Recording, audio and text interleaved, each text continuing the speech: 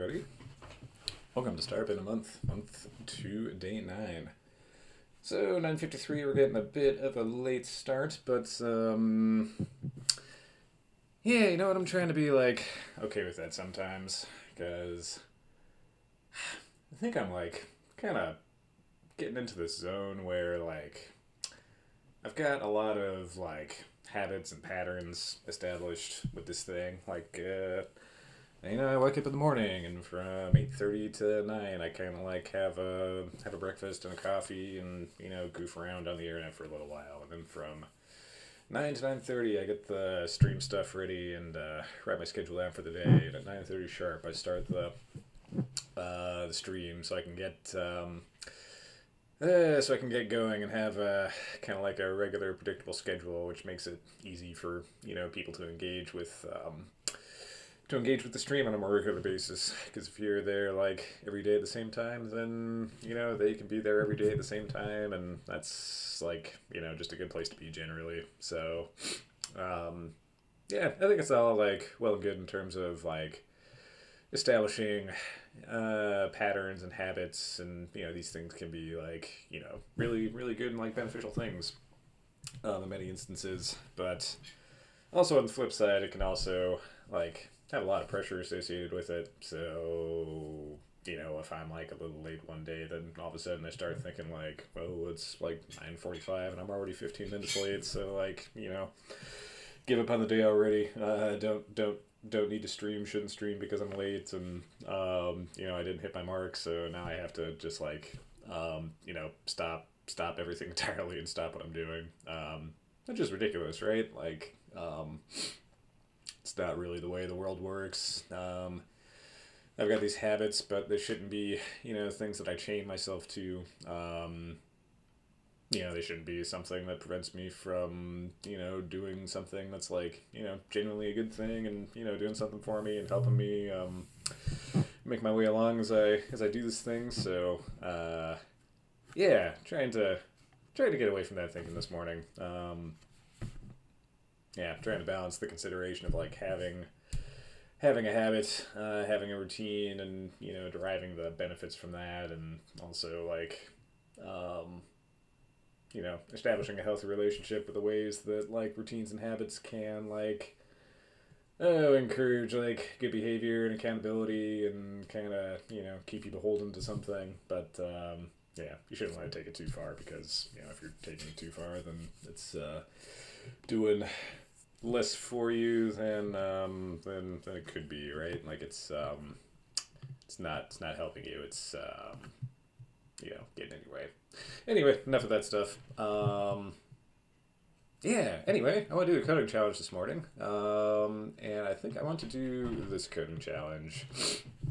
So this is another Eric Norman coding challenge.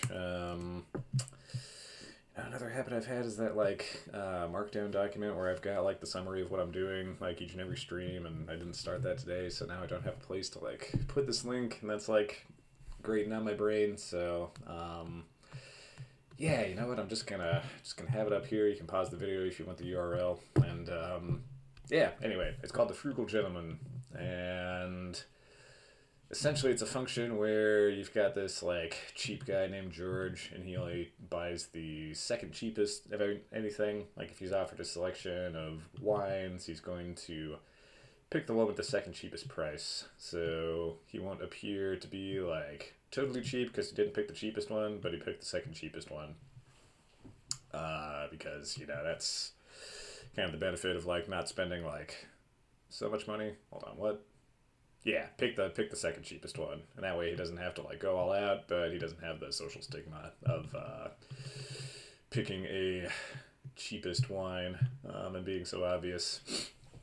So that's what I want to do for this one, and I was watching a really cool talk these past couple days about this library called O'Doyle Rules, and so this is something called a rule engine, which I don't know like so much about, but the thing that really RxJS, where does he make mention of this? I think it's in the video itself.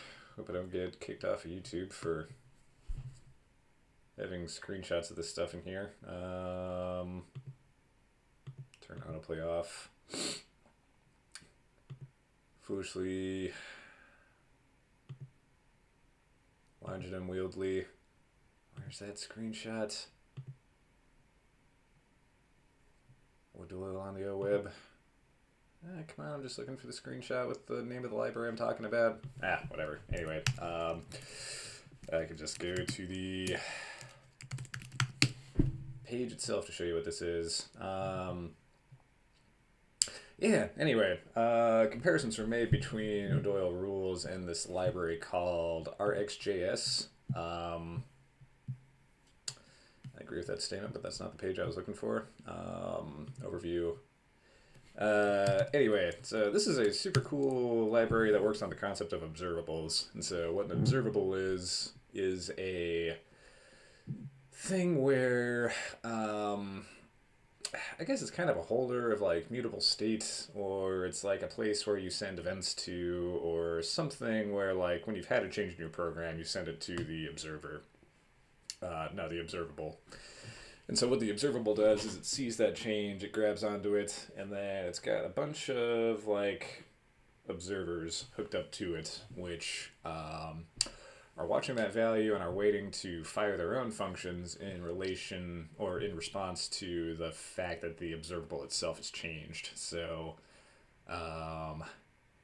yeah, if you're familiar with functional programming, which you probably are if you're watching this channel, functional programming has been, it's kind of a loose, broad term, and one of the alternative terms for functional programming is reactive programming. And so this is kind of a take on that concept where you've got something which is like the place where you send all your mutations to, and then you've got stuff hooked up to it. Stuff that's hooked up to it doesn't necessarily care about the other stuff that's hooked up to it. It's just like waiting for a change in the value, and then the stuff that's hooked up gets to decide what to do when that value changes. So I've never actually used this before, but the concept in general is like, you know, something I'm really into. Yeah, similar concepts kind of undergird React, which I'm really into. So the idea that this library does that is like super intriguing, and yeah, just the way it's like put together is like really interesting. So instead of like observables and observers, what you have is these things called rules, and so you get a rule set, and in the rule set you get little rules that you can create. So this is a rule called print time, and you have a what block, which has a tuple associated with it. So I know this is actually 3 values when a tuple is a term for like a vector or a list with like 2 things paired together. But the first thing here is actually the ID. The second thing here is the kind of key for the value, and then here's the value itself. So you get to define the rule here, like what is this thing, you know, what properties does it have, what values does it interact it with, like what does it care about essentially, like what do you feed to it. And then there's this then block. I should probably increase the font size just a little bit for the viewers at home. And a then block, which can kind of run functionality based off of the values that are currently in the rule set. So when this thing changes, you print line the value of the thing that changed, essentially. So if you want to think of it in terms of like RxJS, this is kind of like the observable, and then this is the observer, or well, I should say this is the observable and this is the observer. Not quite a one-to-one comparison, but that's the general analogy.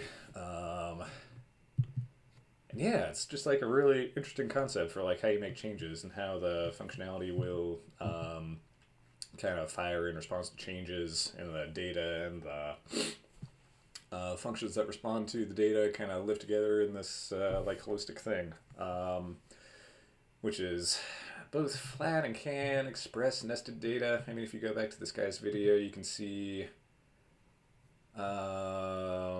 this is like the concept of like nested data. So, like I was saying before, that the first thing in this tuple vector is an ID. So you've got like an ID, and then this is kind of the version of like a nested like object, right? Like weapons slash ID, players slash strength, weapons slash damage. So that's kind of like weapons dot damage if you want to think about it in terms of like a map format.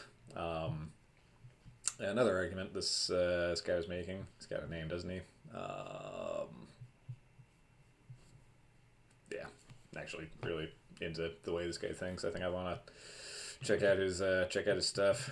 But yeah, anyway, the argument was that you get the benefit of like expressing data in this flat way in the form of a set of rules, but by the time it comes to like send the data somewhere else, you can still wrap this up into nice objects with like nested key value pairs, which is really useful when you're like sending the data off somewhere else. You need that kind of organization for whatever reason. So that's really neat. And I want to play around with it a little bit. So I thought I could do this coding challenge while simultaneously learning how to use this library. So that's what we're doing. And my clock is already here. Yeah, let's I'll give myself 35 minutes. Let's be real. Just to install the libraries and get everything set up. So clock's running. Timer's ticking. And let's get going, shall we? Ooh, I'm using a brand new library with what looks to be pretty comprehensive documentation, but man, always a little bit freaky getting into something new, right? Always just a little bit freaky. API docs, clojars. Let's see how to require this. All right. So over to Deps Eden, let's open this in the right window and let's add the library. Alright, close all this stuff because it's really distracting. Okay. And first before second, I thought I had a spec name. Yeah, second cheapest, here we go. Okay.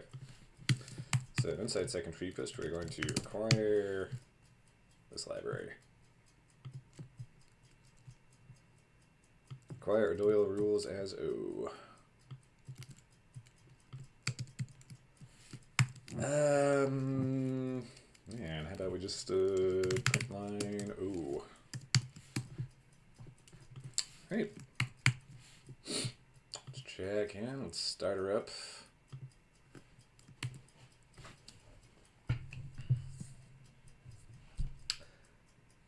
Alright, start the interpol on the server, and I think we're good to go. Unable to resolve symbol O. Doyle rules as O. Yeah, that's curious because I gave it a name, didn't I? Doyle.rules as O.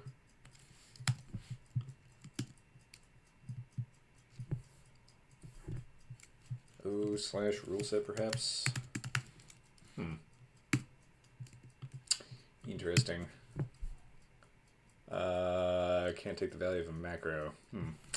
So can't print line a macro. There's something I wasn't necessarily trying to learn this morning, but it's something I have learned nevertheless.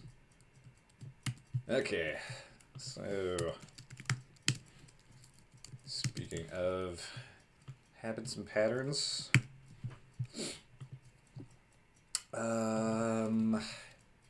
yeah, how about we say like def ex1, ex2, ex3. All right. Now, actually, it's gonna be good to have the reference for yeah, what that thing should return. Okay, cool. So here we go. Yeah, I kind of want to like, oops. Just like copy this thing in just so I can like have code that works, and then I can tinker with like customizing it to make it work for my particular application. Okay. Most important part of a rule is the web block, which specifies that tuples must exist for the rule to fire. The key is that you create a binding in the ID or value column by supplying a symbol like TT above. When the rule fires, the then block is executed, which has access to the bindings you created. You can then insert a time value. Alright.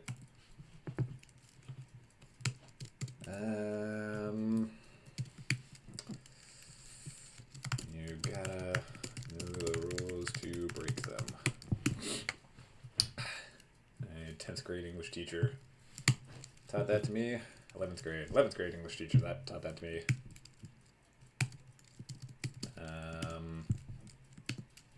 Insert time value. Swap the session, which is the following.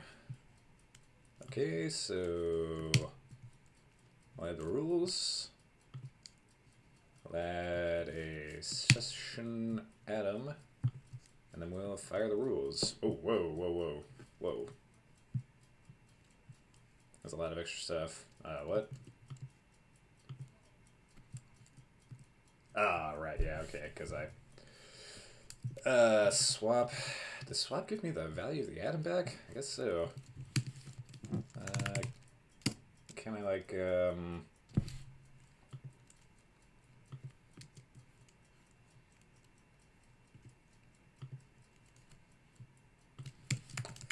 session equals this thing called star session. Can I just do this? Right, need to add that to the REPL.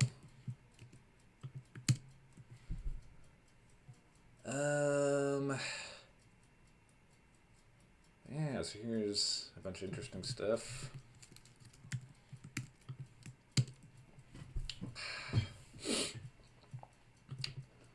So it does print line, but then I get like the whole data structure I've created, which, you know, could be interesting to like check out, right?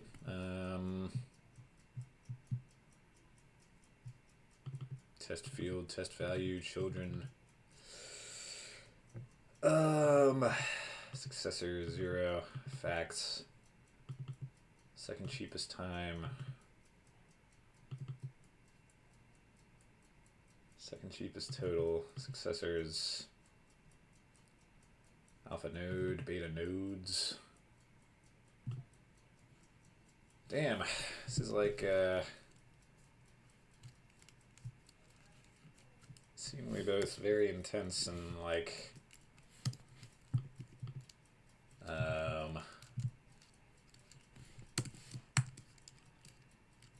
sensical at the same time. I don't know. Definite test. I kind of like to just run the function without or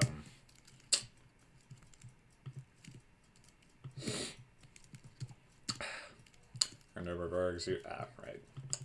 I'm always making this function called test, but it's always overlapping with the existing function called test.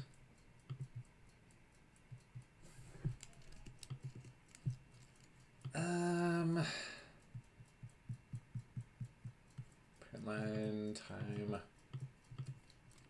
Why am I getting the whole thing back? I don't think that happens when I have a normal atom. Def atom test. It's gonna be an atom hello. And then when I swap atom test with the following function,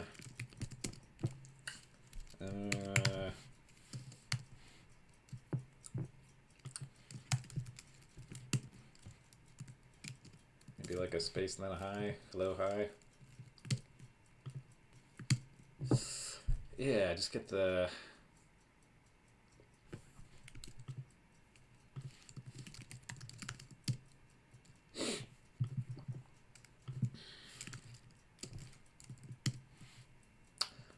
high. Yeah, I guess I get the item back every time, don't I? Swap item test with this thing.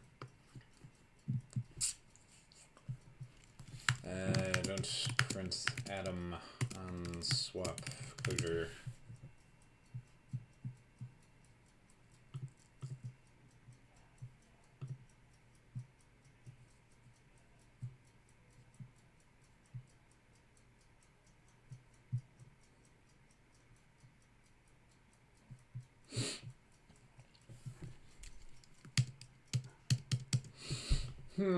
Well,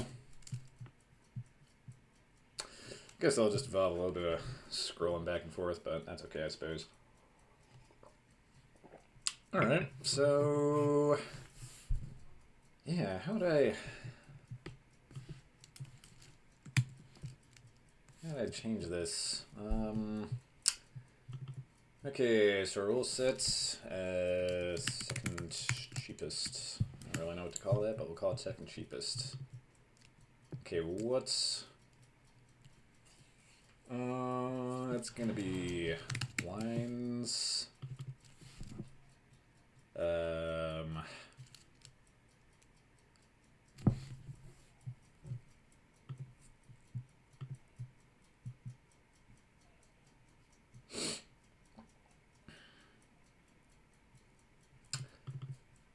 Inserts. I feel like I should have a line name and a line value. Line name, gonna be name, then like a line. Price is gonna be price, I think. Then print line. Here's the stuff. Name, price. Maybe a string just for good luck.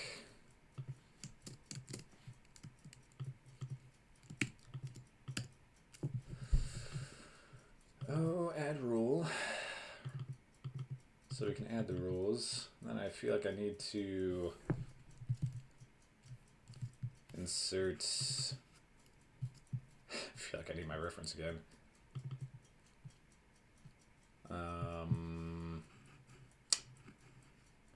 Insert time total value. Okay, so how about I just straight replace those? Line name Rose. Oh, can I do that? I don't think I can. I'll just copy that character. Inserts line name red. Okay. Oh, it must have been that fire rules thing. Fire rules, no, that's the thing that calls the stuff in the then block, right? So yeah, I think we just load that into the REPL, get rid of all that. We load that into the REPL even though it's already there. We load this function in and then we call it.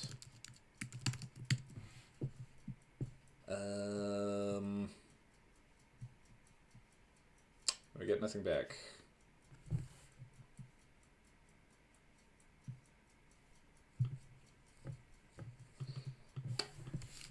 Here's no.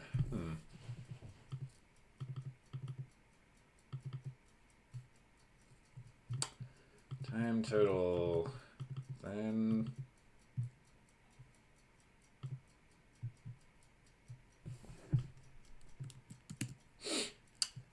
and maybe it's because I inserted more than one.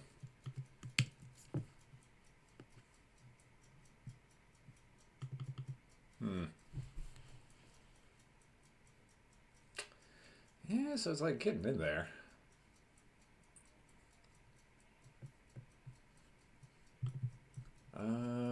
Maybe it's because I don't have a price associated with it. Oh, insert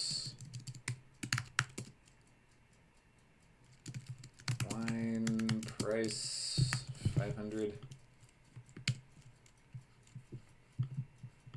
Oh, right. Oh, insert. Tester.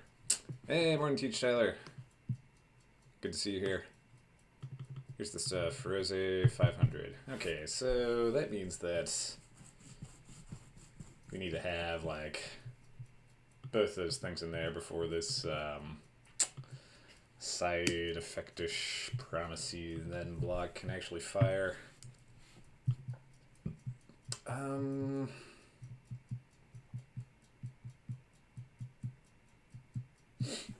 I wonder what happens if we try to add like more wine, name, red, price 600. What happens if we try to do this?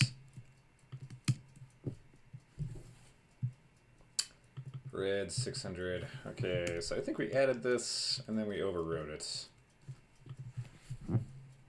More or less here, waiting for this Walmart recruiter to call. Oh, cool, you're trying to get a job with Walmart? That's neat, man. I think Walmart is really cool from the perspective of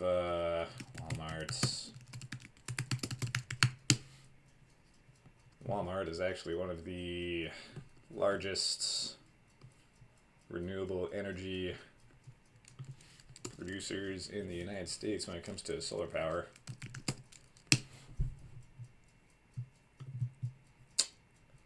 So if you're looking for something to talk to the recruiter about, you might bring that up.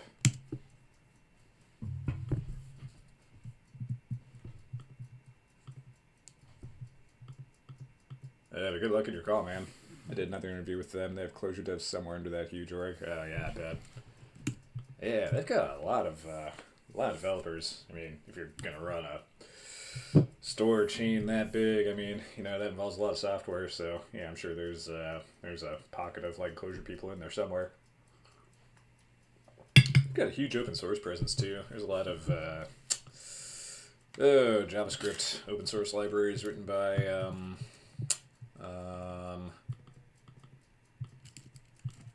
like Walmart Labs, I think it's called. It's pretty cool. Yeah, so I'm trying to learn how to use this library. Oh, insert player.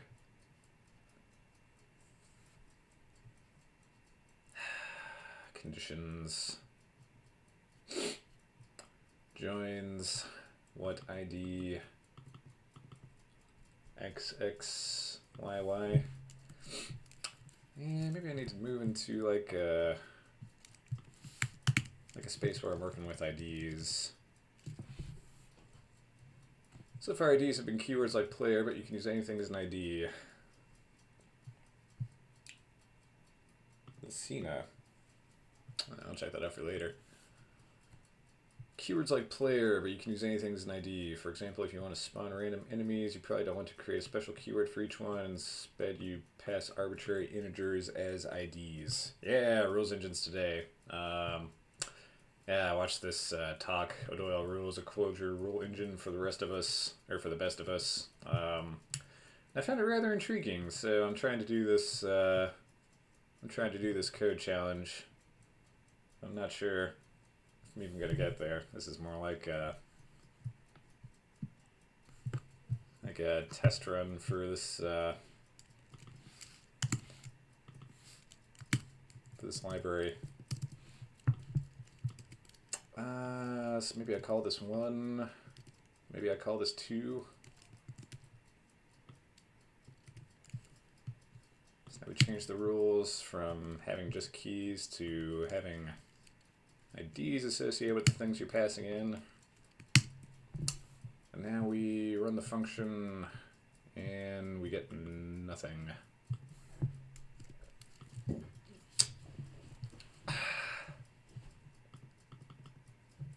Yeah, I find this thing highly, highly intriguing, but it's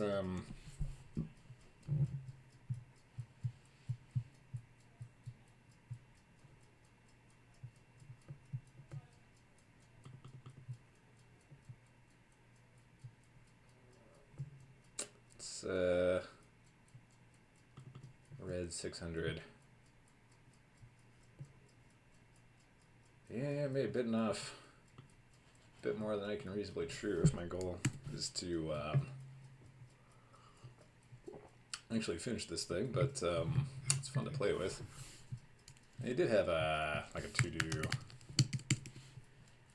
like an example section. Doyle Rum, Dungeon Crawler, API Docs. Let's see. A Doyle Rum to-do. Core. Okay, I suppose it to do like ID text done. Oh, inserts upsert to do ID.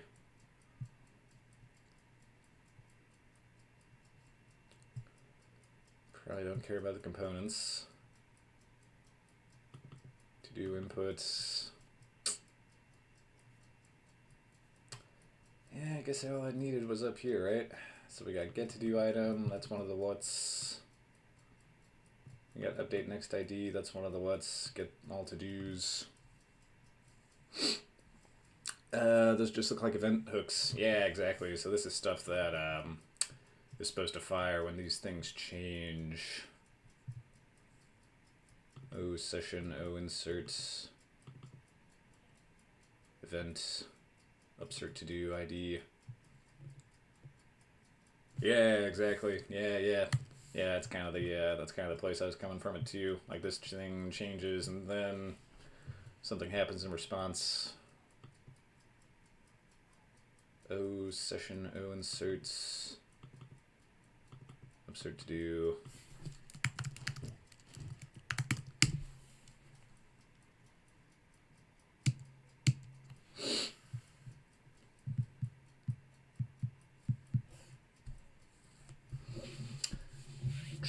Keeps passing the result values a pipe. Not really sure.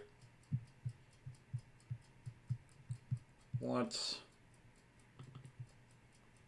Update next ID.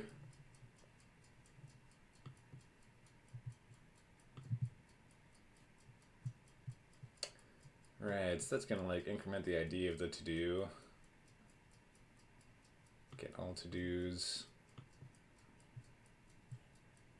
So what do I need to do to insert a to-do item?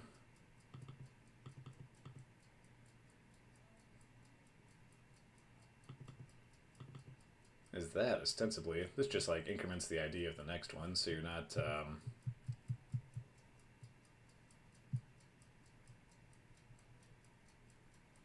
then finally refresh all to-dos. Refresh all. Query all sessions, sort by ID.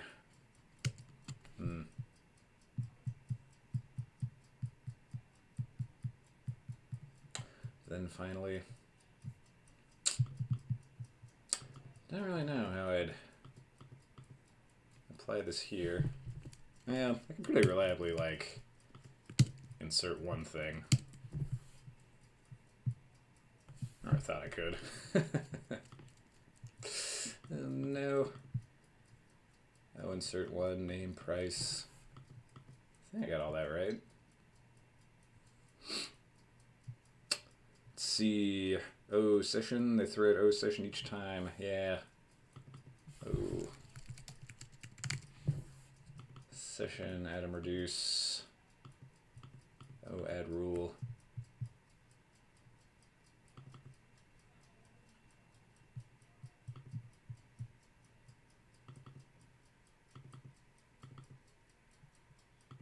Oh, add rules, session rules. Okay, back to the start. Slow, steady. It's the rule with the ID, the key, and the value. Then we print the value. Create a session and add the rule. Oh, insert, time, the total.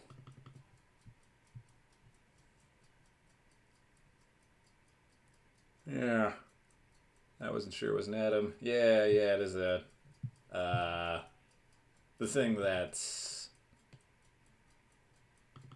O session produces is an atom. It's like when you want to update it, you call swap on it. So yeah, what you get at the end of the day is a closure atom.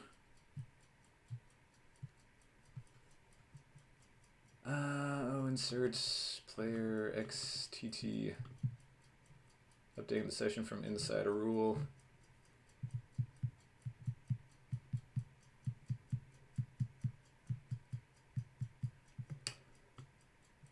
Yeah, so that's kind of cool. So we can like update things from inside.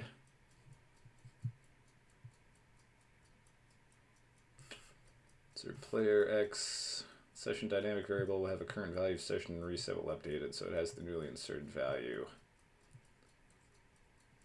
XY.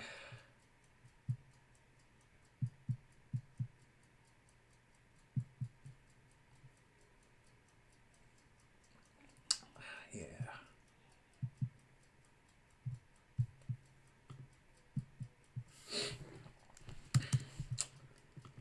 So how did I break this to the point where I can't like fire my then block is my question now. It's like here we're getting all kinds of stuff. Ah, here's the stuff, Rose 500. Okay, what ID, what price? Happens if I like star session. Yeah, that's that like big complicated map that we had from before. And we have stuff in there. So maybe instead of like doing it all in one step, I can do like a name and a price. So tester rosé 500. So maybe if I just call it twice, I can get two things in there. Name, price. So tester rosé, tester red. We'll call that $1,000 bottle of wine. All right. So add this one. What's the session look like now? Session has one thing called red. ID 1.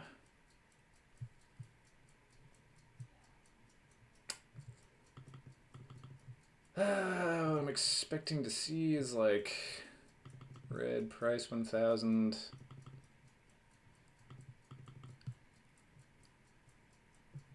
Red price 1,000, rosé price 500. Yeah, I want to see like second cheapest name, second cheapest price. Maybe I'm trying to update the same ID. Right, yeah, okay. So I need a new ID. ID. If I want to have more than one, yeah, makes sense, right? I'm just overwriting the ID each time. Okay, so now I think, 1 and 2. So now I think I can get both those in there, right? 1 and 2. All right, yeah. Now we have a concept of both of those things in there. So now if I was gonna like say like tester 3 white 600. This is the thing that we should actually select, right? Like we're trying to find the second cheapest thing. So how do I query, that's it. Should there be 2 IDs? I think so, yeah. Or if you're referring to the fact that I was overwriting the same ID each time, then yes, you were correct. I was doing that. Queries. Updating the player's X attribute isn't useful unless we can get the value externally to render it. Do this, make another rule that binds to the values we'd like to receive.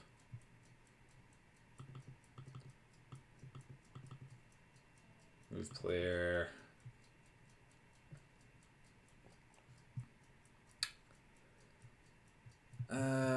Query all session player.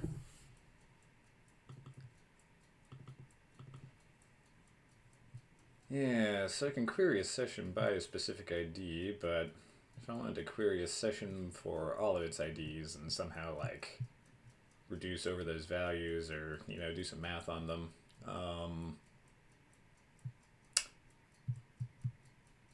query all.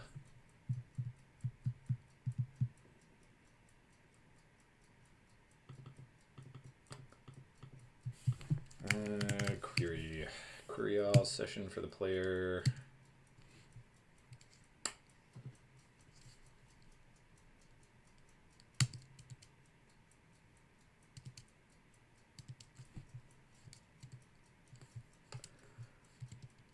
So it looks like you query things by a name, which I guess. Oh, hold on. Is the.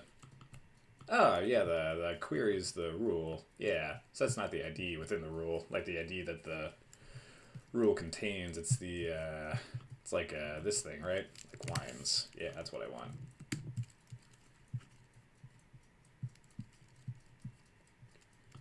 Query.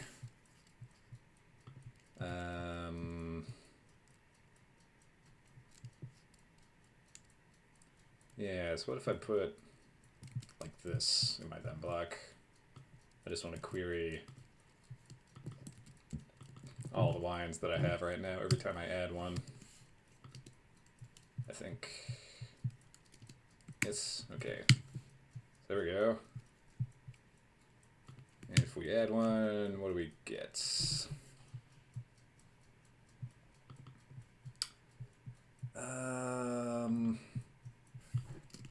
I just want to blow all that out of the water and run this one more time. Here's the stuff, Rizzy. Okay. Second cheapest rules. Let's just load this all back into the REPL one more time. Run this twice and see what we get.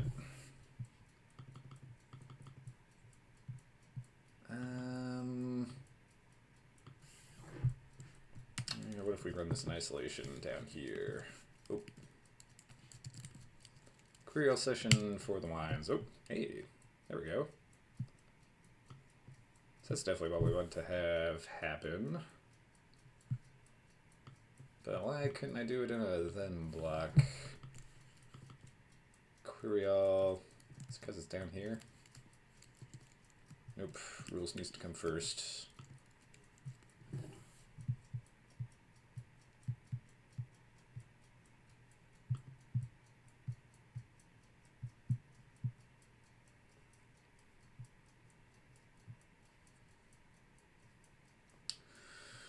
Joins generating IDs, derived facts. Yeah, this is one thing that I've found like especially interesting, like derived facts. So like when you insert something, you can run the function against all the stuff that you inserted into your session, into your rules. You can say like, okay, for everything in here, I want to take a look at all the prices and I want to find the second cheapest.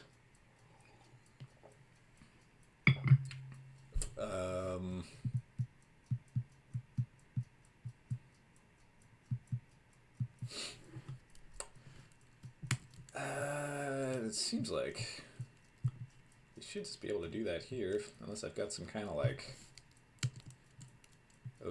session.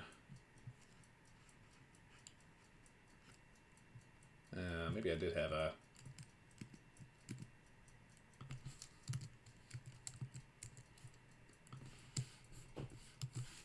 Doyle rules.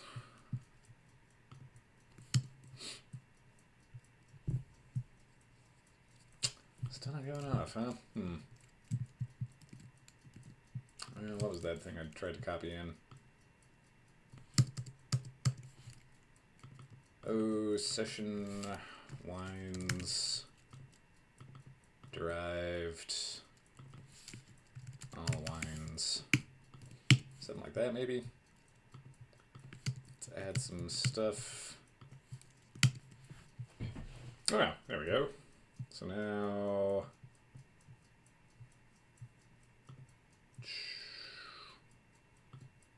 2, 3.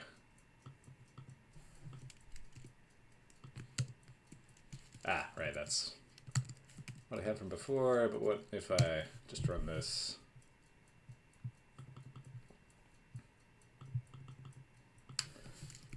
think what I should be seeing is like all my lines, but I'm not.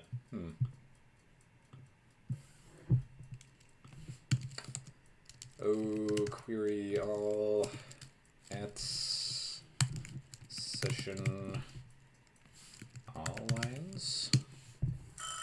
Nope. Second cheapest all lines not in session. Well, there's my timer.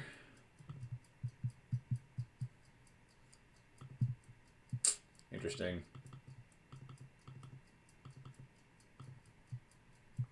Very intriguing. A little bit opaque to me, but then again, I'm using this thing for the first time, so yeah, you know what? I think I wanna keep working with that someday. So that was really cool.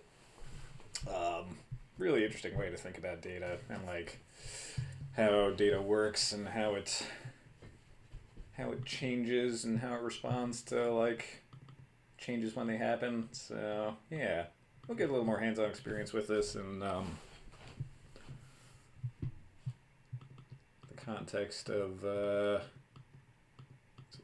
little coding challenges and perhaps introduce them into my own work.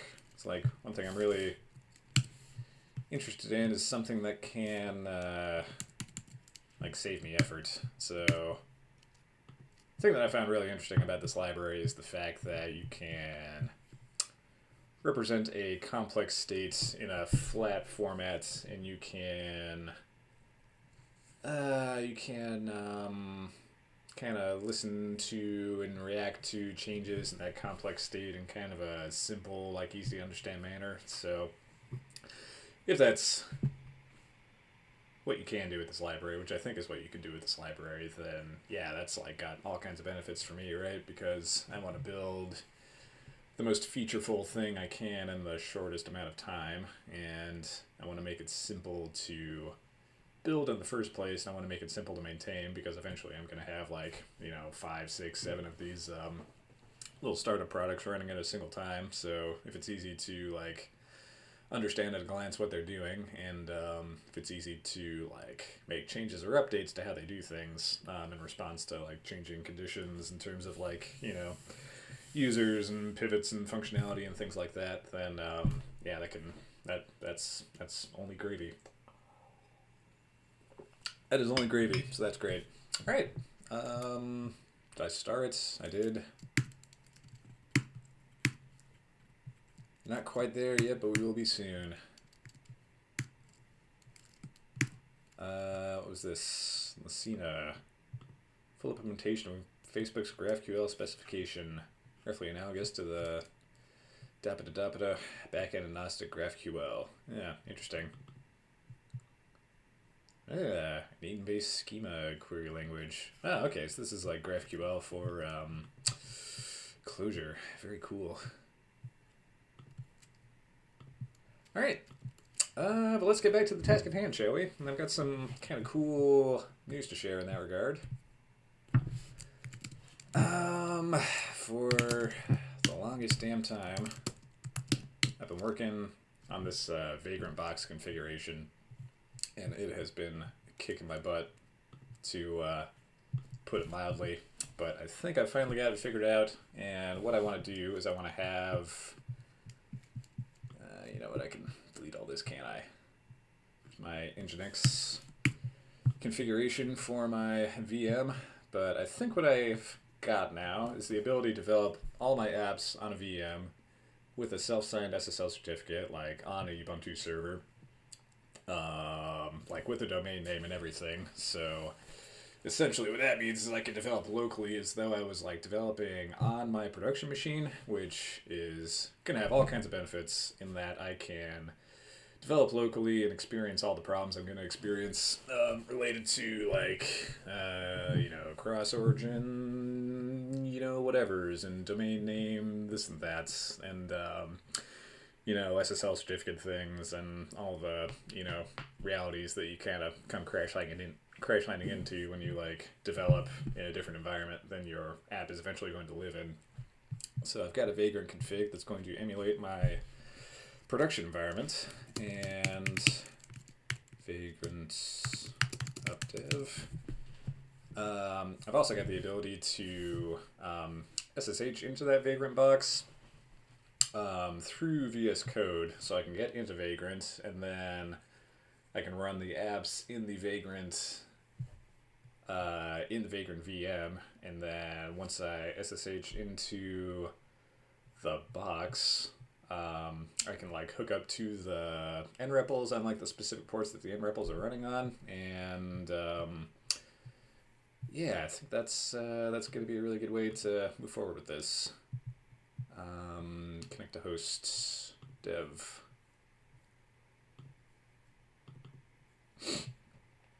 All right.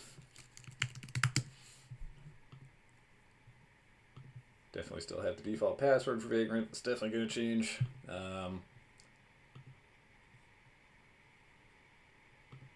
Hackers take notice. Alright. Connecting to remote, open folder. Boom, Vagrants. Alright. Working on this thing live for the first time, so that's a little nerve-inducing, but if I don't use this on the stream, then I'm not going to use it, or at least I'm not going to use it as much as I should be. So yeah, let's remember how to open a terminal. Sudo supervisor control. Okay, everything's running, and I think theoretically we should be able to go to app.local bigstory.studio, and we got a bad gateway, so restart app. Status app, tail app, and maybe it just hasn't started yet. Nope. Alright, so now where do I go? Where do I go hunting?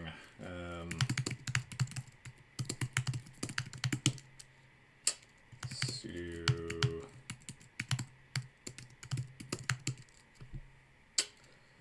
service nginx reload, perhaps.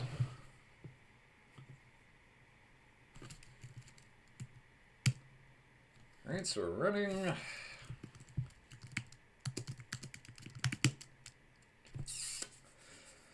Firewall is on. I hope that doesn't matter. There we go. Okay. Just had to restart Nginx for some reason. Alright, cool. So, hey man.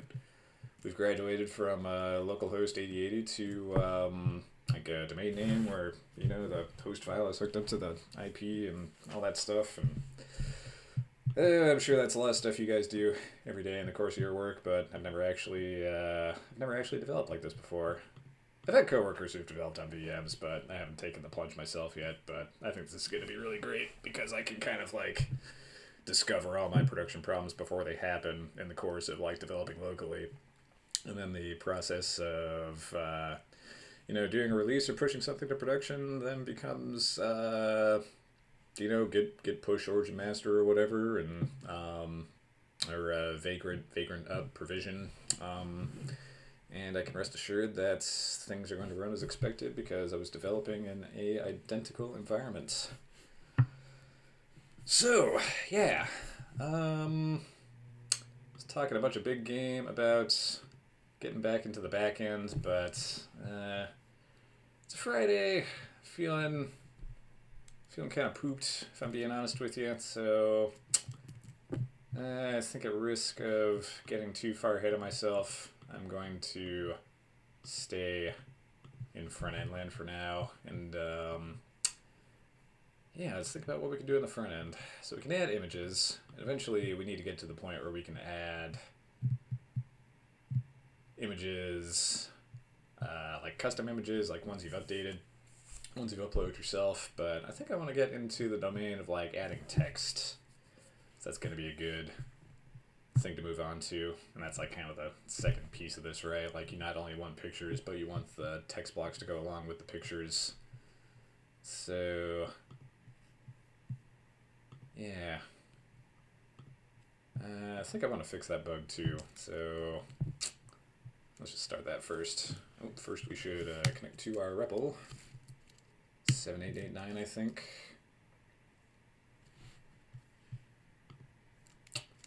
Connect to a running REPL not in your project.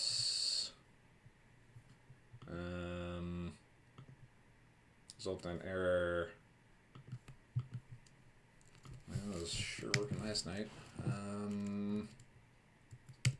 In the project. No.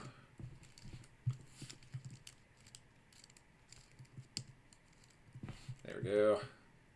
Debs Eden plus Shadow CLJS. I think that's what I got, right? Nope, just Shadow CLJS. 79.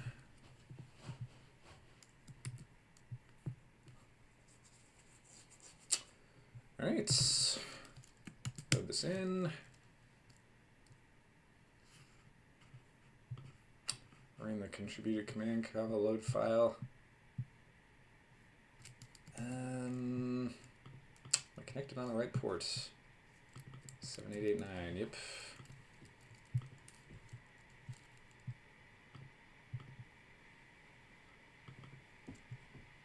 Split right.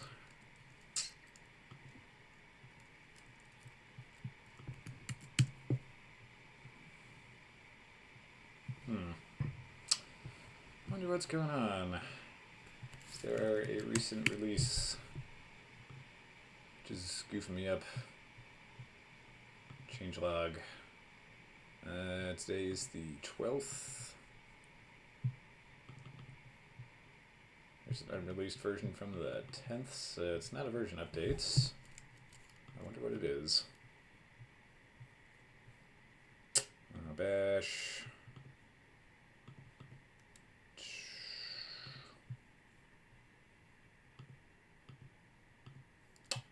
Alright, disconnect. So let's just try it again.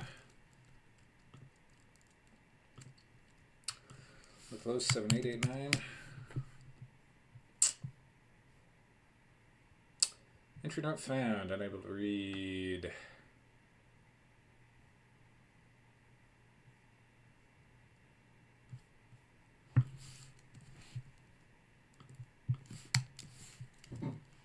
In the project, disconnect.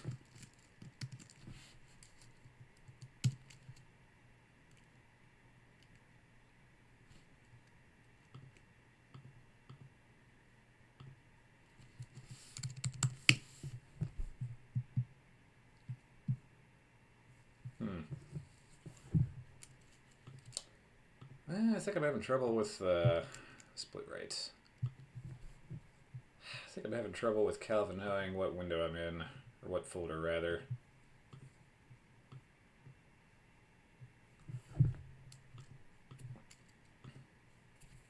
So if I open index, disconnect, connect to a running REPL server not in project, Shadow CLJS 7889.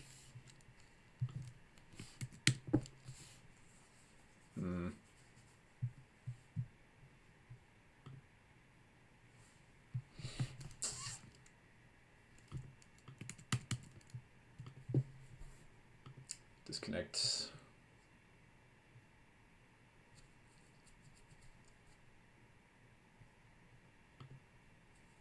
Well, maybe if I open a different folder, that'll what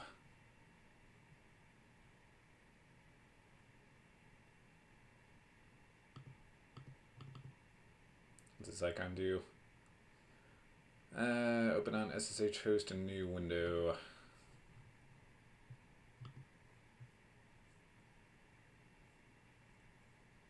Delete permanently. Now what I want to do.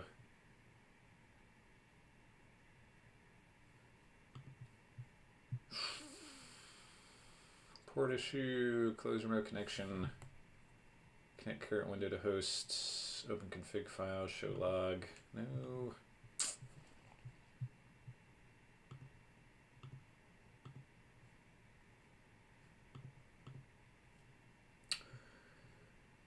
Ports, no. Don't need load any kind of config.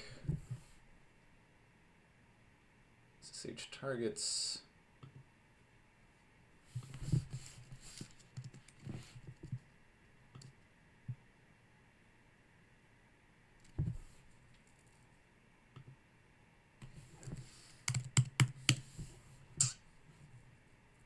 Entry not found.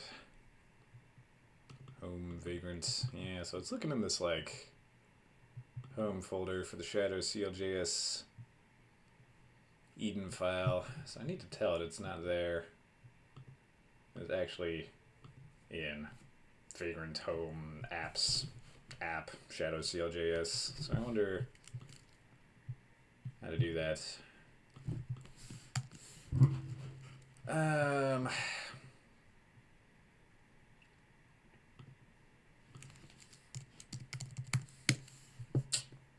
Yeah, this is totally working yesterday.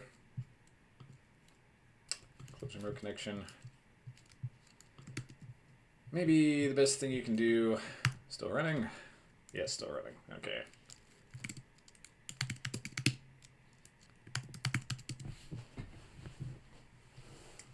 Best thing you can sometimes do is just shut it down and turn it back on. Alright. Connect to host. This one.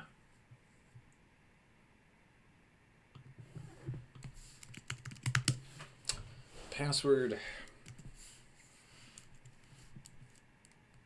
Yep, it's all good. Alright, open folder. Oh, not the source control one. I want to go over to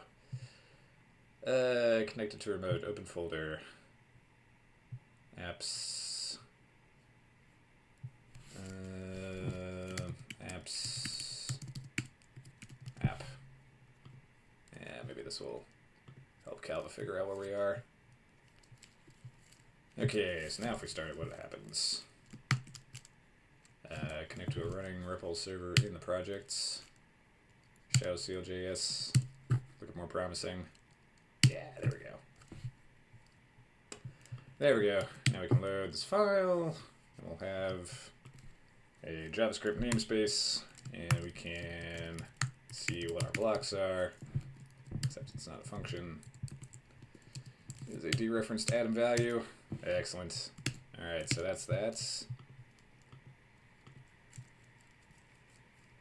This is this. And we are in business, ladies and gentlemen. Excellent. Alright. So back to the task at hand. Adding layout blocks.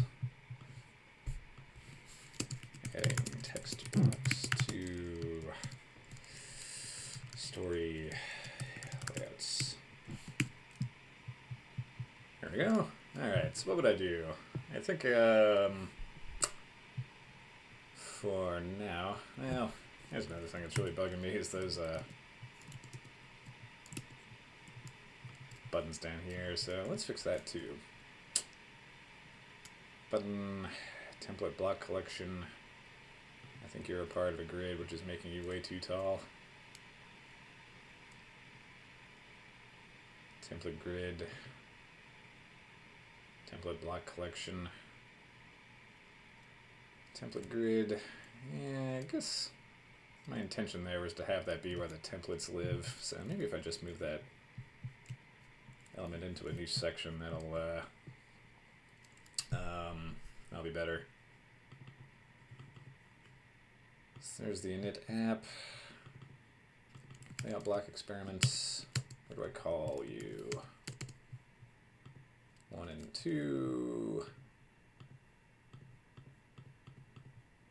No, that was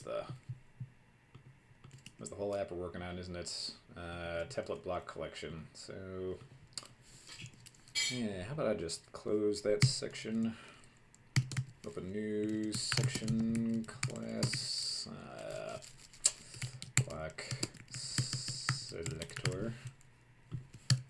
that. We're all good. Back to the browser. Ooh, haven't seen high reloading yet. I wonder.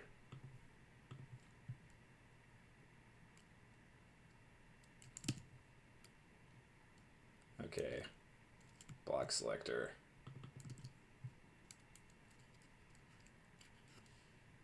Still inside that same thing.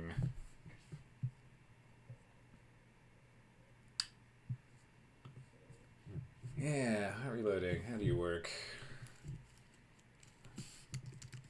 In this brave new VM world. So I'm saving. And if we were just to delete this whole thing and save. Tail supervisor control. Tail app. Watching build front end. So it's saying that, but it's not actually reloading anything, so I wonder why. Restart app, perhaps. Tail app. Connected to server. Oh, and I just destroyed my Rebel connection, didn't I?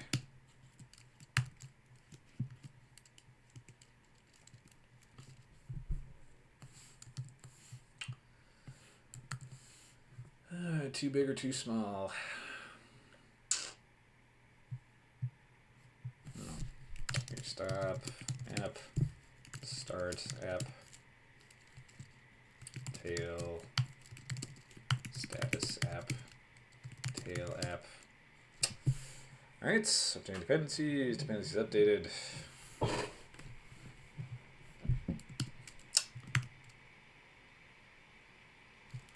Alright, so interesting.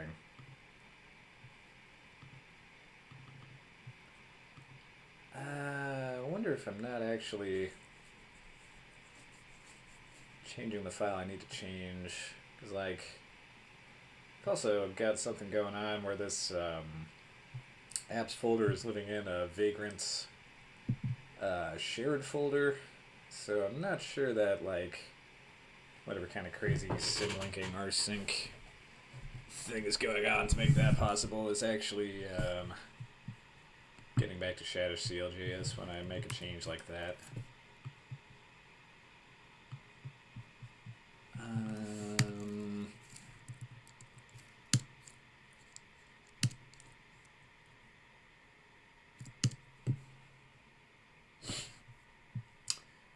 Yeah, you know what, guys? I think we're gonna take a quick break. So,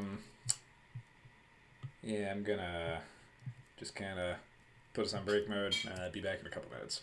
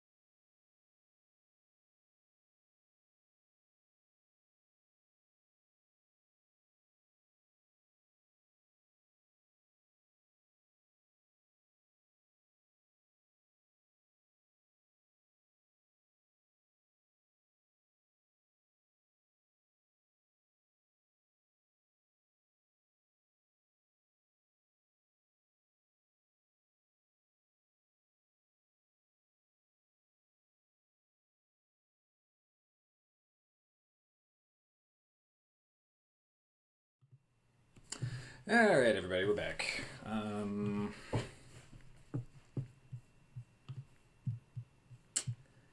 And we are not sure why it still isn't working.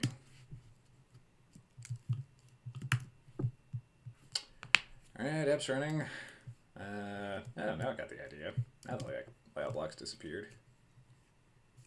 Can we do this save and get them back, perhaps? Hopefully. Stale outputs. Is my build running? I think it is.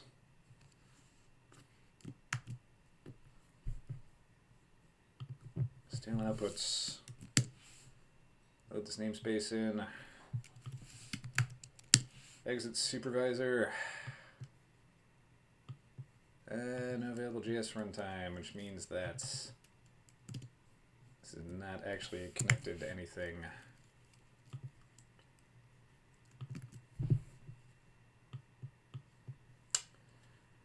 Uh, 101 response, what does that mean? Switching protocols. So tried to upgrade? I learned after much trial and error and difficulty and heartbreak yesterday that this is the WebSocket connection to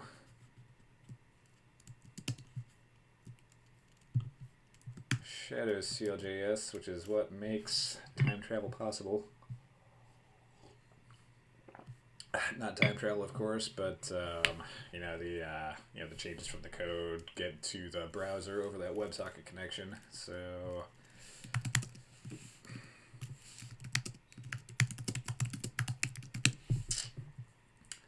don't know why that would be a problem with Nginx, but that's where the weak point was yesterday. Now it can't connect.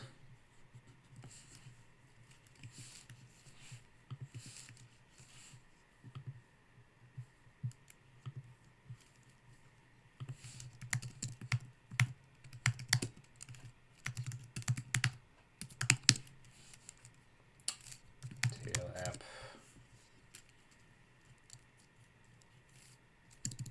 Restart app.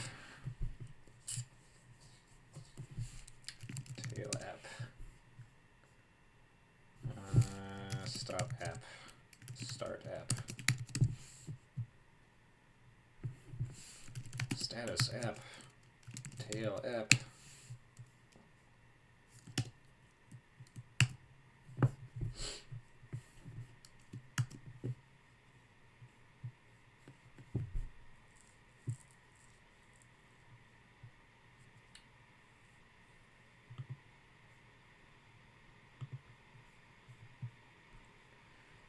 Switching protocols. Well, today difficulties, technical difficulties.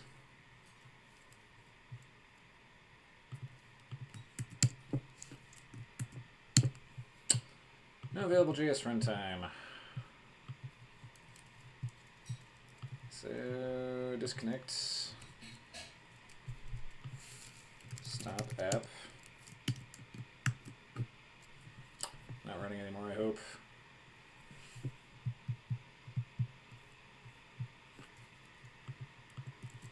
It is running, but I think it's actually not running because this is cached. We'll go to a private window, I bet. We'll get a 502 back gateway, right. Alright. So, start app. Tail app. Watching build front end, okay, so it started. It's got a bit of a startup time, but once it finishes starting up, we should have this. Pretty sure anyway.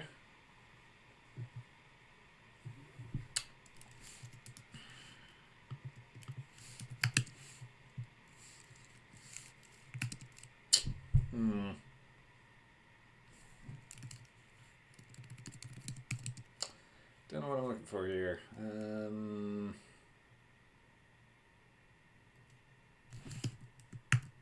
yet? Yes. Okay. A little bit of startup time.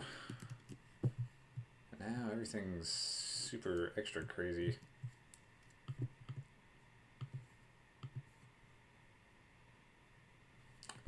Block selector. Now I only have that.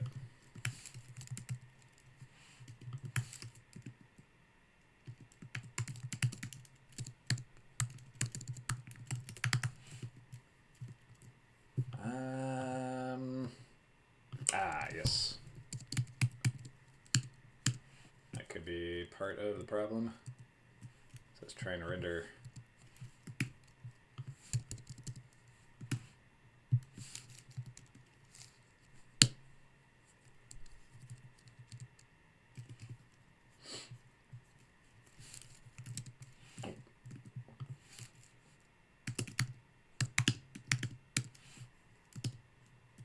Check real quick to see if that made a difference. Yeah, man, made a change in the code, but it's not showing up. Connect to a running REPL server. 7889 is definitely the one it's running on. Connect to the front end build. Alright. Load the thing. If we have a JS runtime, then we are connected to the app. All NS Public's current namespace.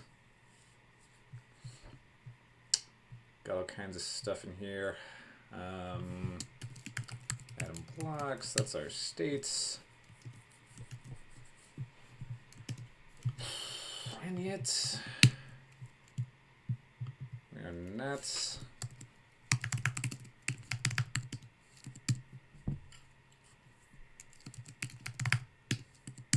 Getting our hot reloads. So we have the function in there. And it can run. And it's got the current code that we've written. So I wonder why it's not showing up here.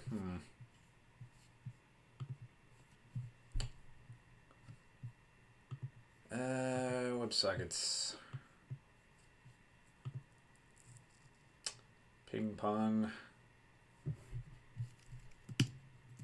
Feel like I should be getting some messages from the server, right? So it's pinging and ponging, but the reloads are not happening. So I wonder, do I like have the wrong files loaded? Seems strange, right? I've got the app folder open over that SSH dev connection, so this is like on the server.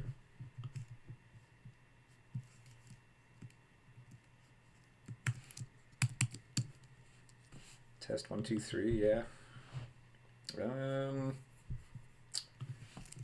Just for an experiment. Wonder what would happen if I open up the quote-unquote local version of this, even though it's in a Vagrant shared folder. And if I made a edit to one of those files, would that show up? Layout blocks, pages. More to the point, have the changes I've made in those files showed up here? And they have indeed. Test 456, save it here.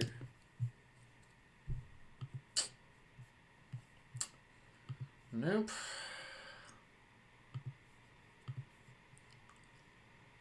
Still got the block selector, huh?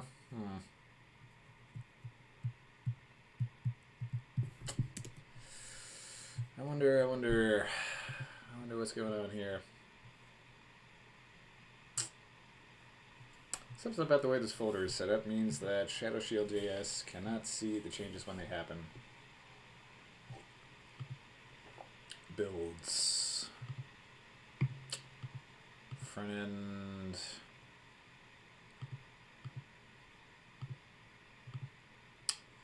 Public.js, main.js. This theoretically has our app. And does.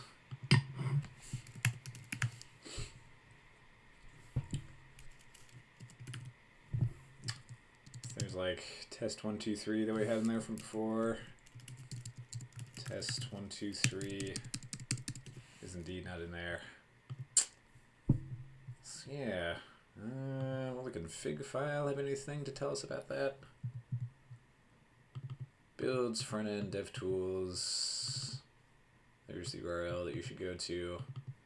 Document protocol true. Target browser modules. Picstory.core/init.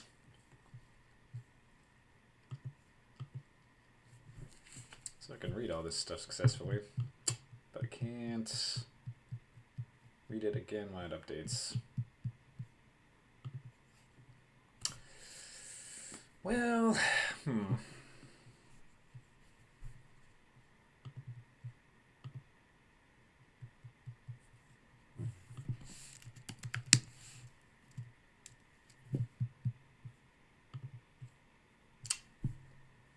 close remote connection.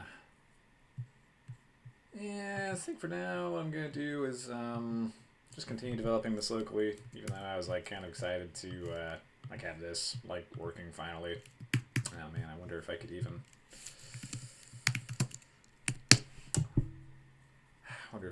run it locally given the changes I made last night. I'm not sure I could. App. Source pages index. Jack in. Close the terminal.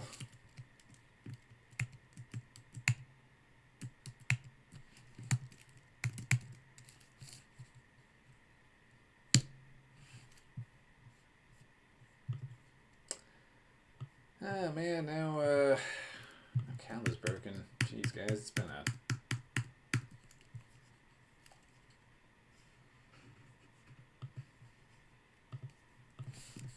flat morning.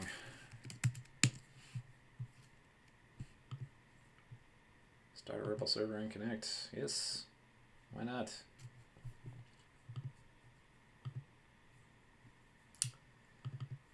Well, I've got things so borked up I can't even run my app anymore. I wonder if I just run it from the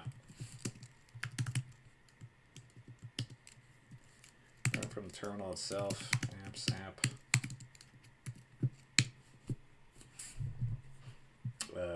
What? Socket connect failed. Server process dead.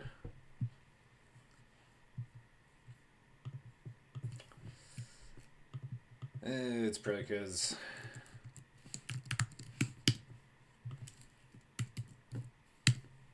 of that.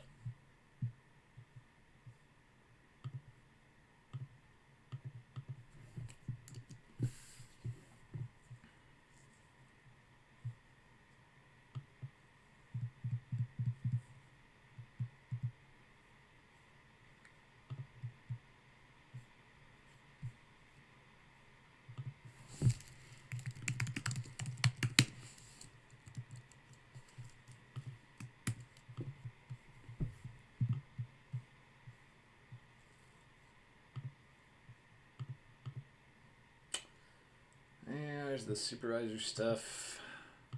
Yeah, that's the only changes I really made, right?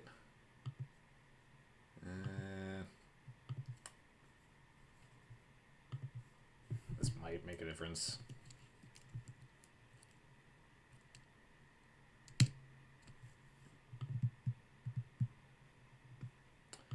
Config apps app shadow cljs.eaton socket connect failed server process dead. Socket connect failed.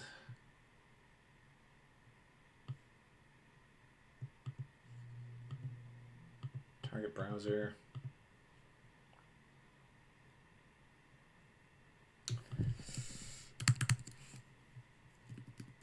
How about just coming up this whole thing, right?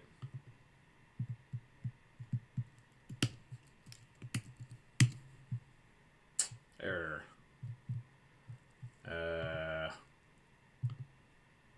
Oh, right. Unbalanced map. Socket connect failed. I can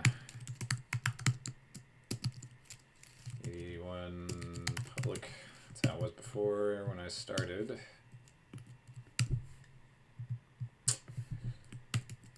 Oh boy.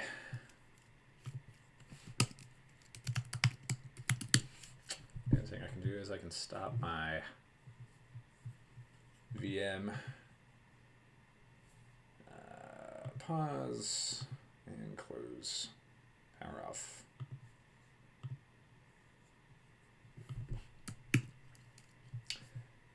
Alright, at least my computer will be running a little easier now, but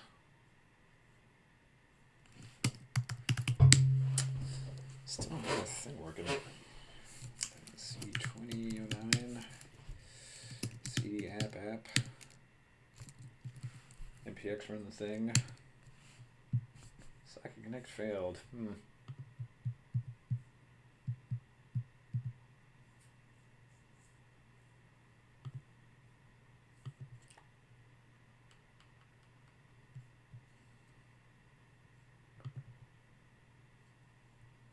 Yeah, I don't know what to say.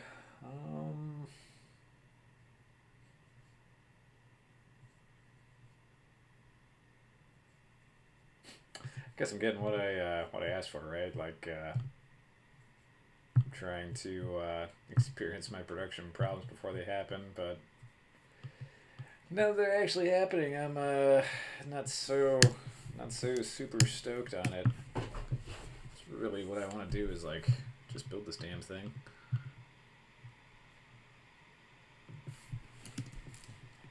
Oh, whoa, hello, what? What? Socket connection failed, but then I deleted some stuff in the config files and then it started again. I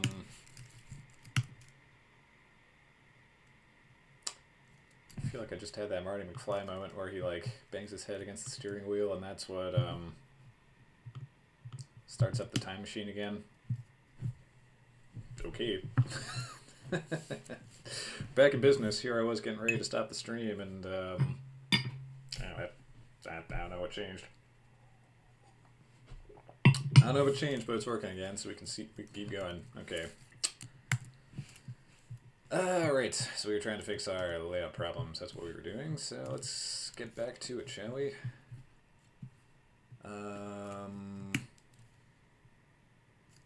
Test 1, 2, 3.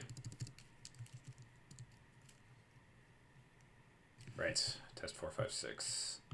So the block selector. Okay. Where's layout block experiment being rendered within? It's being rendered within this thing called main. And I think this is probably going to be something that kind of like pops up and goes away depending on whether you've opened some kind of like UI control. So yeah, instead of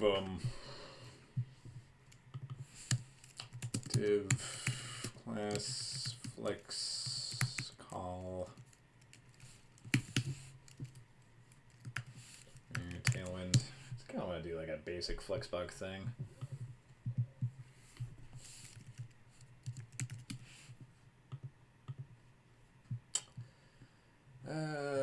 Flex row, flex row, flex call. I just want these things to be like one on top of the other.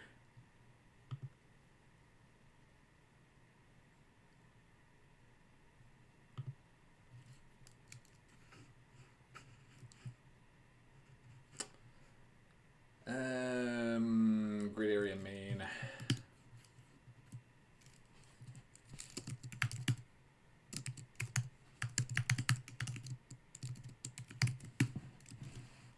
wonder if I can do that in inline styles. Assign a grid area.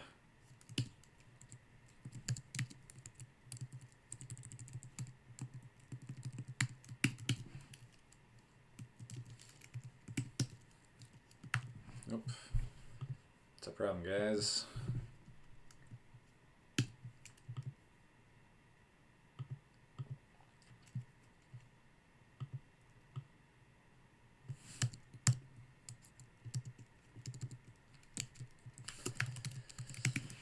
Okay, let's get a little lazy here.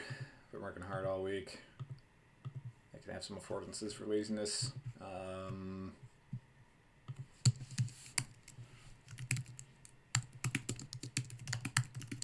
main.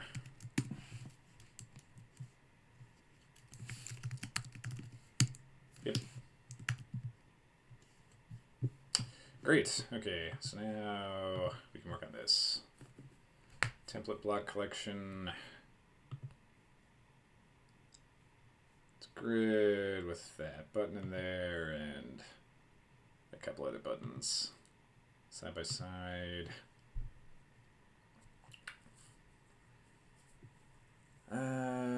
Grid template rows 50 VW. Right. So it's taking up half the width because that's what the template in situ should do, but that's not what the button should do.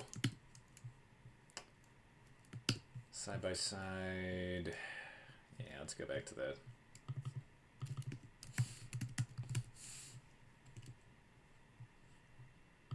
Definitions for these things. Okay, so we got side by side and we got window pane. So maybe like dot side by side. We also has a class of selector. We can say the grid template rows are going to be like, no, I don't know, 10 rem.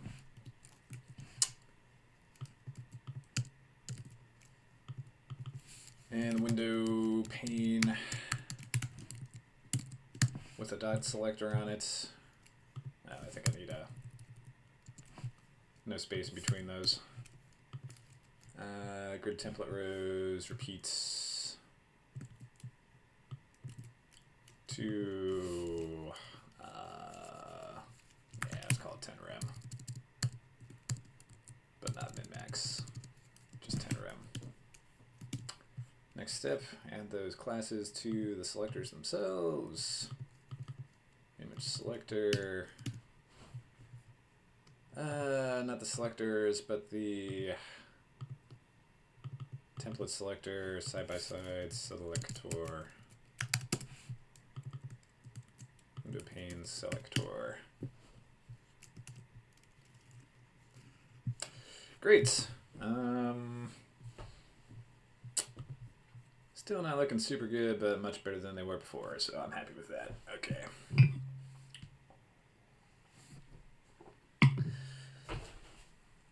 Oh, man. So I wonder if we can do this in 30 minutes. Yeah. So if I'm going to add a text block, it's going to be a new layout block. And I think the simplest place I want to start with that is define single row.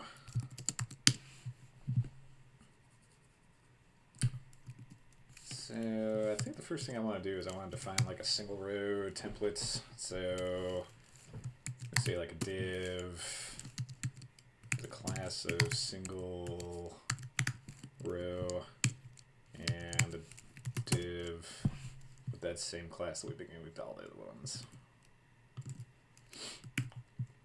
So let's just make that component. Let's go over here and import the components, single row.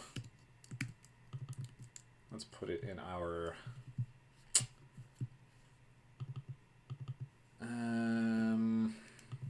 let's put it right here for now.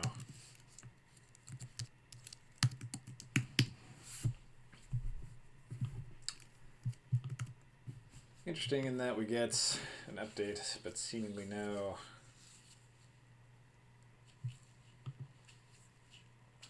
template block correction.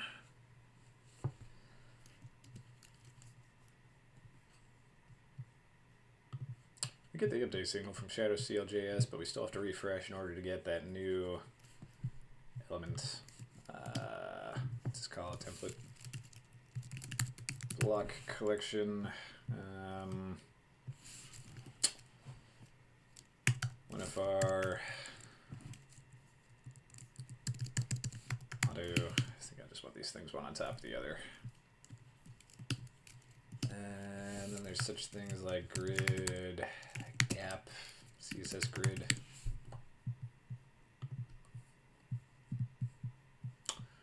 Row gap. Yep, it's just what I want. Gap.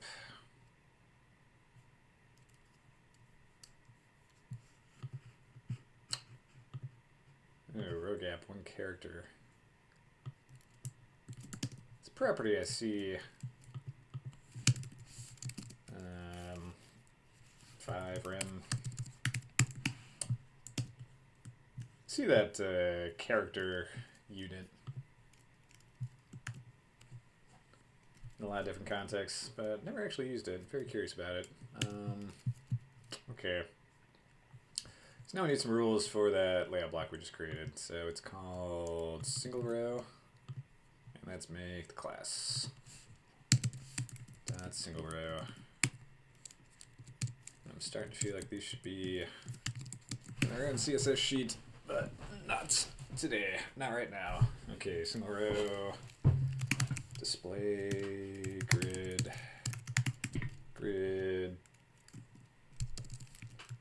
template columns.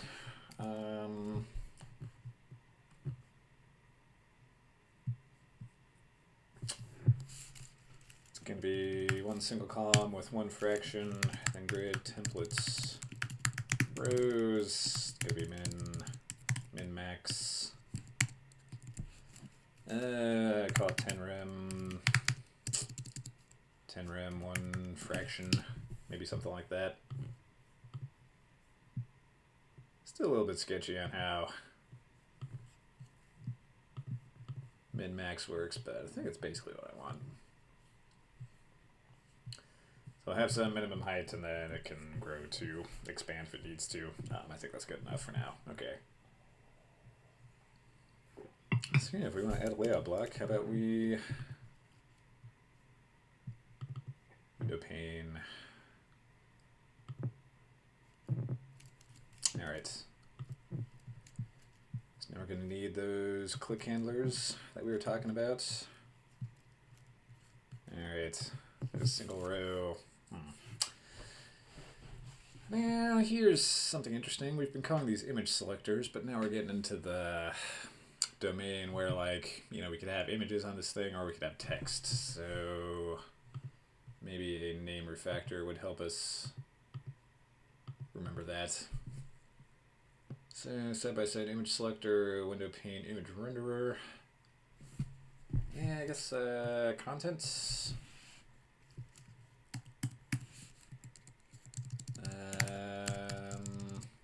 Content selector.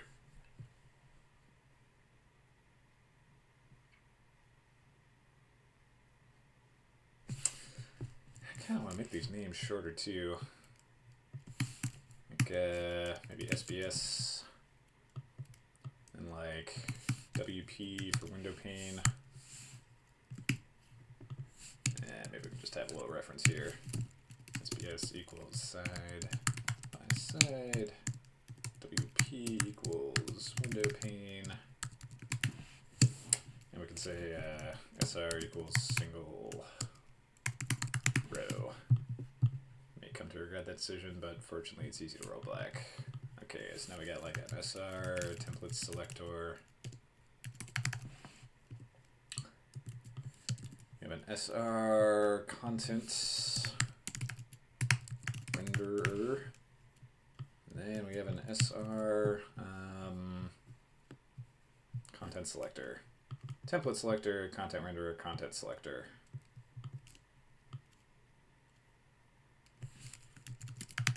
Perfect. Very good. Stay hydrated. Very important. Okay. So the template selector is going to be wrapped in a button, of course.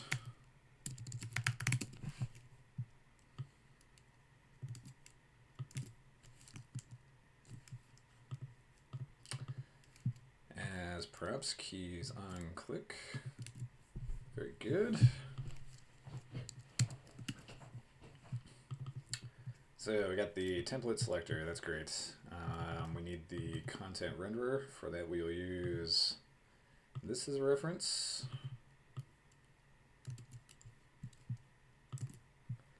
Image map and a row index.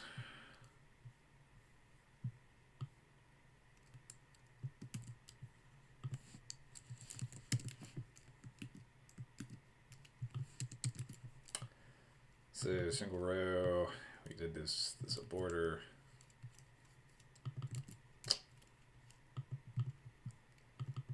Then we have image tags being rendered directly into here. So yeah, now we've got the second point that we want to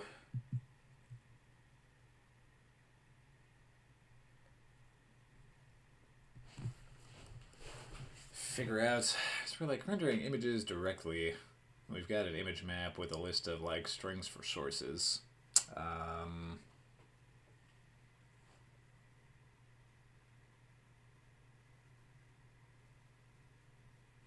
So yeah, more state stuff, right?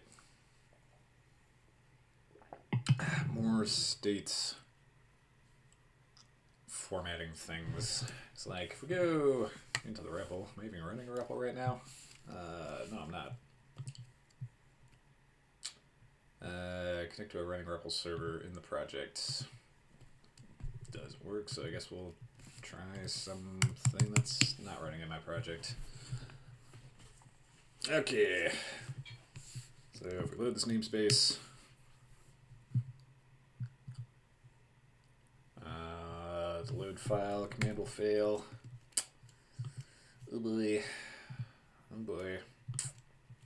Atom blocks. Can I load that? Nope.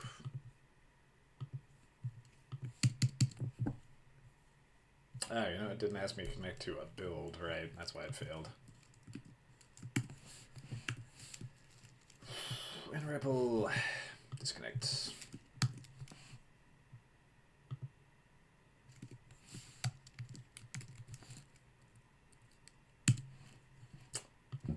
Shell CSGS running on port 7889.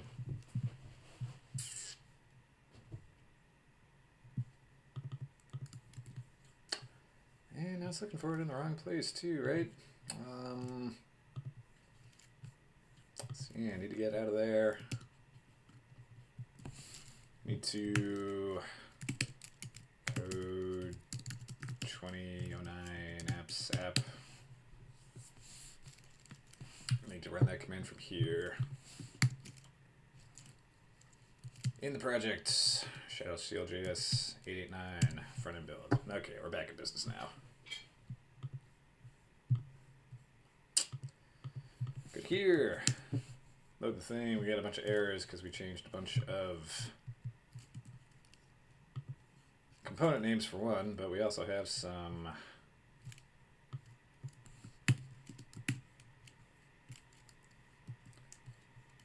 other errors. Okay, so we need to change all this. SBS template selector. WP template selector. WP image renderer. SBS content renderer.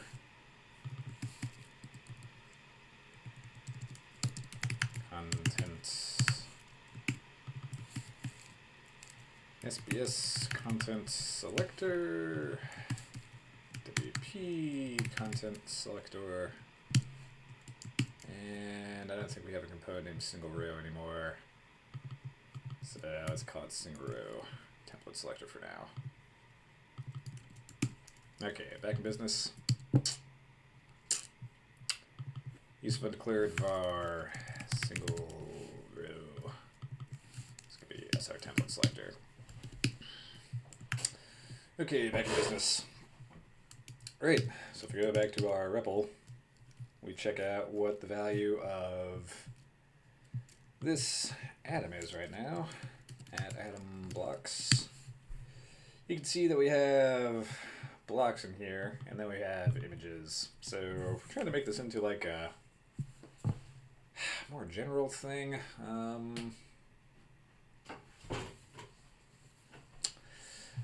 I guess we could change that, like, images object to content object. So at index 0, we can have, like, the tag we want to render. And then based on the tag, we'll either add, like, a source attribute or an image attribute.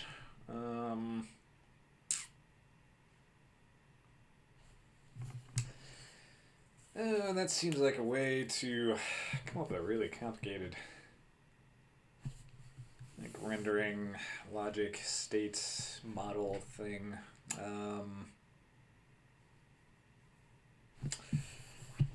You know what? I'm just gonna kind of sit on that for now. Gonna give myself a little bit of time to reflect on the best way to actually implement something like that. And I think for now, that's 11:45. I think, you know, man, for today, I'm just gonna add some more template blocks. You know, I think I'm gonna chill out. I think I'm gonna try to not get too wrapped up in the idea that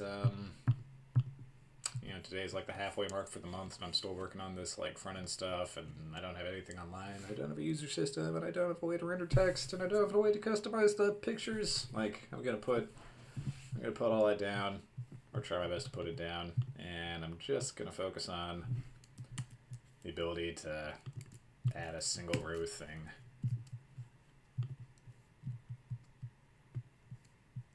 Template selector, content renderer. So, alright, for the time being, let's just do like an image tag. Let's just keep it how it was. Content renderer. Do I put that in the div? Yes, I do. Can't run before you learn to crawl. Gotta crawl before you run. Image map, row index. I guess I don't really need the row index, do I? But yeah, keep it in there just for the sake of consistency and not breaking something. Content selector, what do you need? Props keys on click.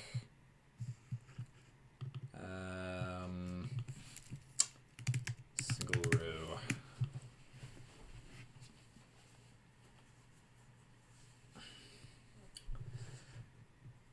Template selector.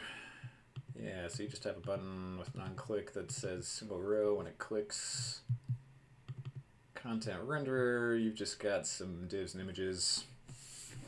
Hey guys, good morning. I've been on and off watching, but one of the traders I follow who rarely streams is also on, so I've been kind of distracted. But very good.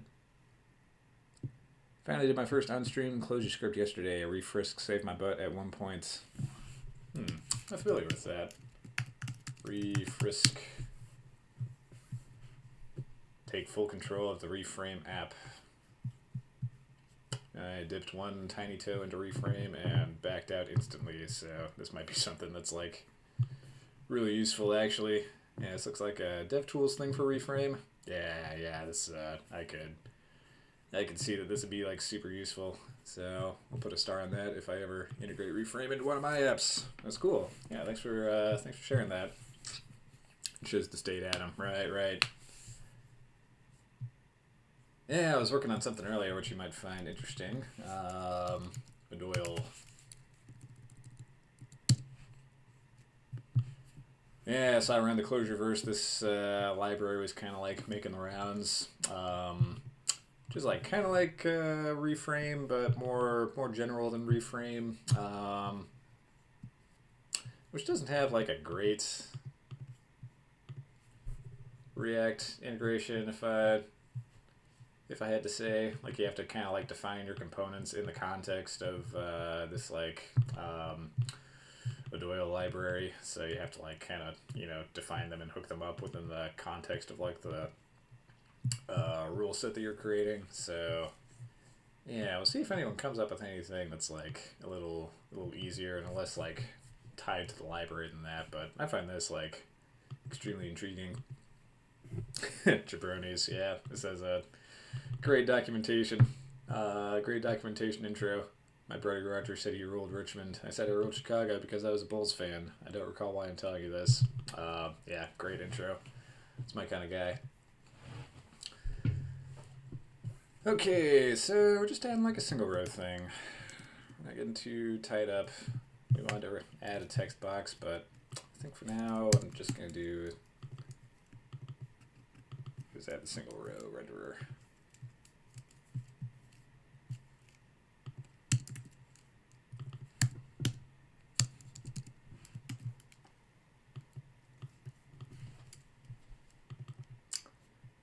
Okay, so now I've got some maps where these things are located.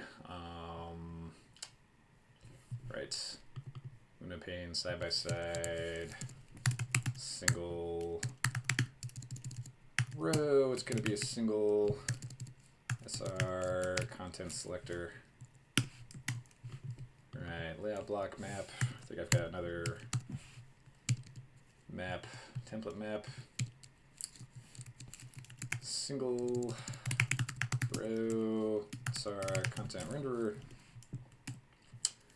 And test image 1, test image 2. Do I have everything I need? I think I can add it. Can't add it. Can't add it just yet.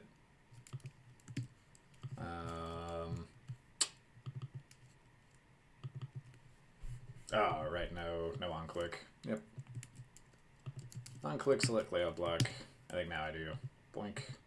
Nope. Nope. SR template selector. Select layout block. Layout type. Atom selected layout block. What do you look like right now?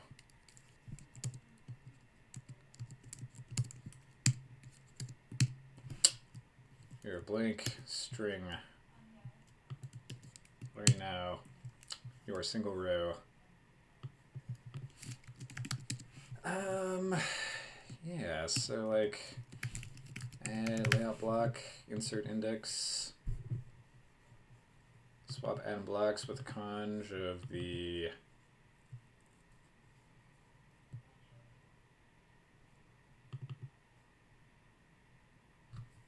I think this should be right. Alright, we got 10 minutes to figure this out.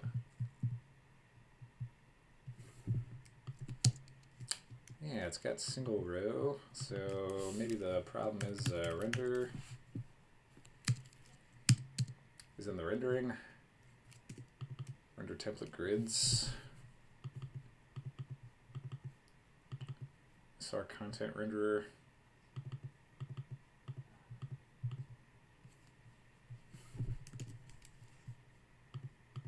Yeah, maybe if I looked at the error that's actually causing this. QM Stewart says I've been in Visual Basic hell today. Oh wow, Visual Basic. That's you programming that for your full-time job? That's crazy, man. Actual Visual Basic in a massive production system. Wow, dude. Hats off to you, definitely. That's crazy. I'm sure the application's like 30 years old and runs some very important stuff, and has only gotten crazier and crazier over the years. So yeah, good luck, man. That's rough stuff. That actually reminds me. Let me see code. I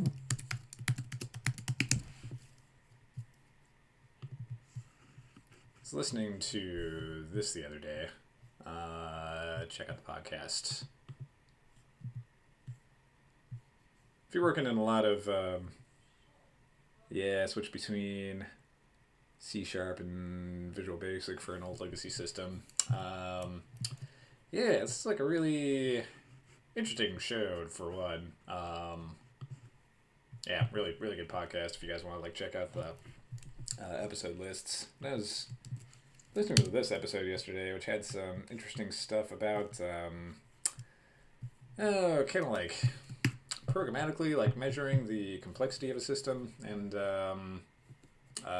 going through your app and taking a look and saying like, okay, based on what this tool can see about your code base here is the points where it's like really complicated and crazy, and those are the points you want to change, and we can make those kinds of changes, run the tool on your code base again, and like get some kind of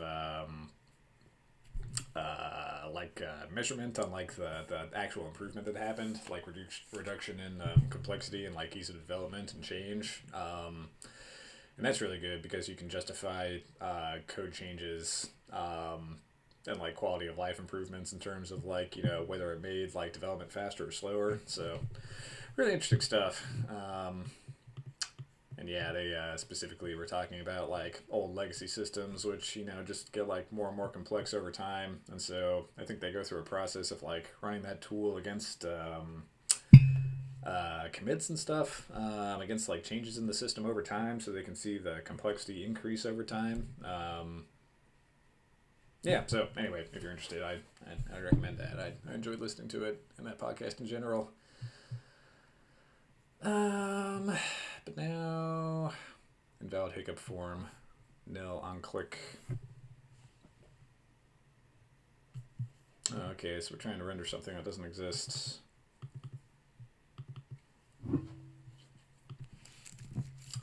Dash map. Single row. Yep, that was the problem right there, wasn't it? Doink doink. Very good. Very good. Well, not so good, but it's okay. Things are a bit crazy, but they'll get better. Okay. So what did I do to this to give it that nice margin bottom? Whoa, hello. What is this? What did I just open? Cosmetic filters? What was that? Accessibility properties? No. Take a screenshot? No.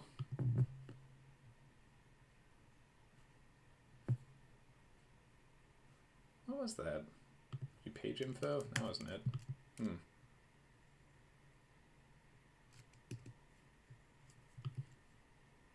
Send page to device, sending tabs, select all.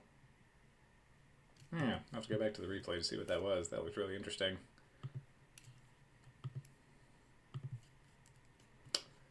I think I gave him a margin, right?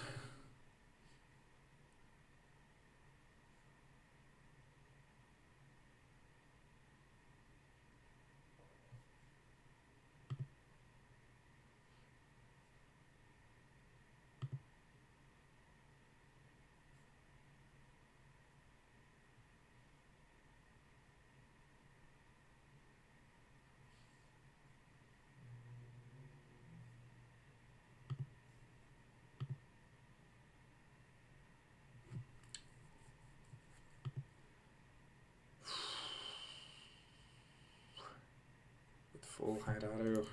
Yeah, maybe it was in my CSS after all. I think it was like a margin, right? Row gap. Grid area, header. 4 minutes left. Yeah. I feel like this is going to be a unsatisfying viewing experience for the rest of you, but yeah, sometimes you just have a programming day where you struggle all day and don't figure out your ish, and just kind of stop there. God.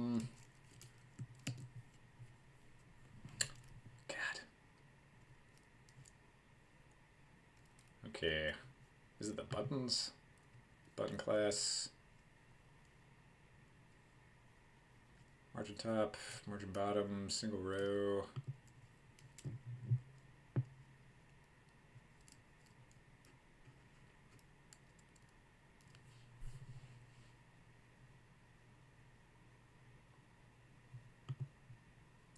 Guess I'm not seeing the full class here either, am I? Margin top.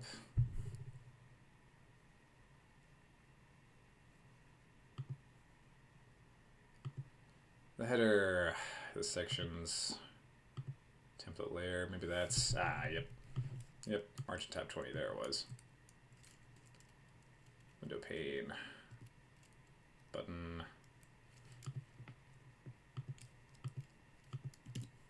Yes, that's going to be in the layout blocks themselves. Where does that go? In the content renderer. Margin tab 20. Uh-oh. I already hit it, didn't I?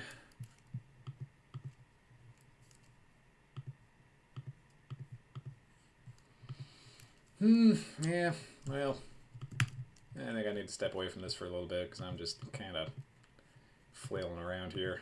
But anyway, if you made it to the end of that, thank you. You're a champ. Thanks for joining. I guess our ostensible goal here was to develop on our brand new VM and to get to the point where we could add a text renderer box in between here. But as you can see, we didn't quite end up where we wanted to be, but we'll be there soon. So anyway, I think this will be a little easier for me to do if I can like develop this off the stream and kind of fix and debug those problems we were having before. So anyway, I'll stop it there. Enjoy your weekends, everybody. If